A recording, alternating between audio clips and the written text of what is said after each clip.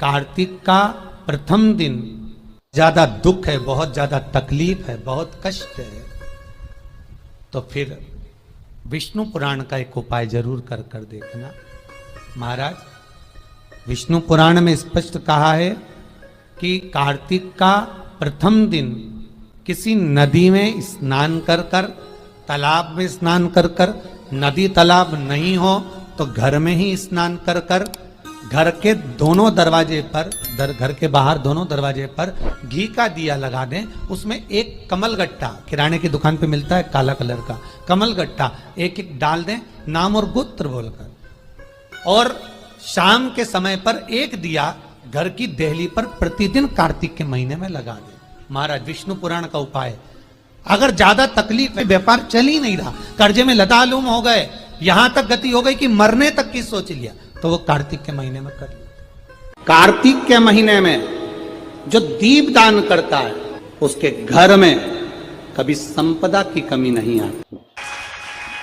कार्तिक महीने में एक दिया अगर दीप लगा दिया जाता है, एक दिया बेलपत्री के नीचे, आंवले के नीचे या पीपल के नीचे लगा दिया जाता है, तो उसका भी भंडार अपार सुख दे जाता है।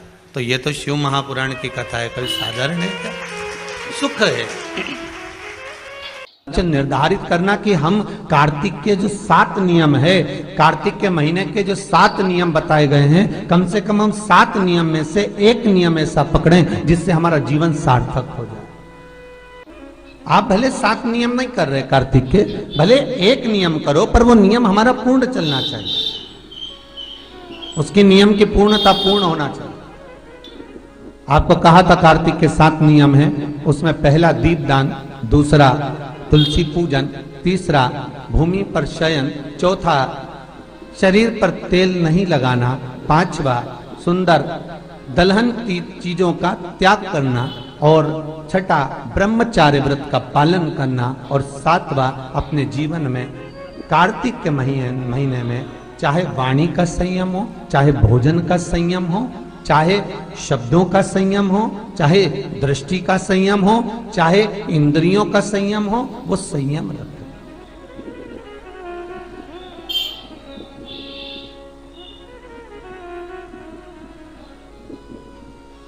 वो संयम धारण करना। अब हमें ये ज्ञात करना है कि 7 नियम जो कार्तिक के महीने के होते हैं, कार्तिक माहात्म्य में जो 7 नियम बताए गए होते हैं, इन 7 नियम में से कोई एक नियम हमारी जिंदगी में उतार लें, कोई एक नियम हमारे जीवन में उतार लें, जिस नियम के बल पर हमें परमात्मा का साक्षीकरण हो जाए।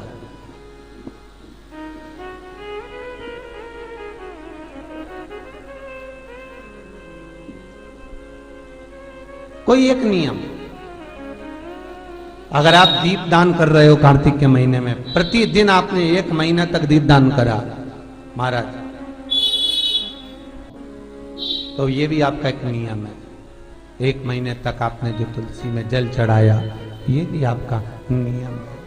आपने अगर वाणी पर संयम रखा है, ये भी आपका महाराज। एक बहुत सुंदर बात कार्तिक के माध्यम से लीजिएगा अपने जीवन में उतारने के। कार्तिक के महीने का 7वां नियम याद रखना, संयम।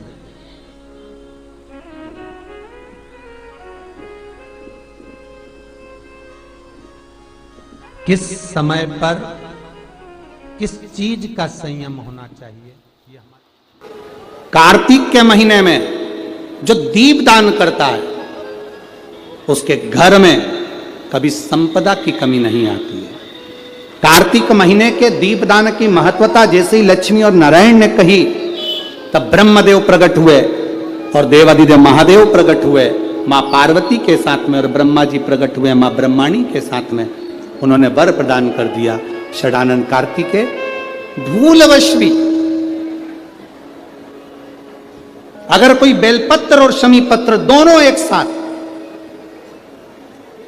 आपकी बहन अशोक सुंदरी और आपके पिता देवादिदेव महादेव को शमी पत्र जो समर्पित कर देगा, षडानन कार्तिके, इस कार्तिक के महीने में देवादिदेव महादेव कहते हैं उसके यहां कुबेर का भंडार शिव भर देते हैं। एक शमी पत्र, फिर समझिएगा ये जो बेलपत्र है ये आप समर्पित करेंगे अशोक सुंदरी वाली जगह पर। कहाँ समर्पित करेंगे? अशोक सुंदरी की जगह पर। और शमी पत्र आप समर्पित करेंगे देवाधिदेव महादेव के ऊपर।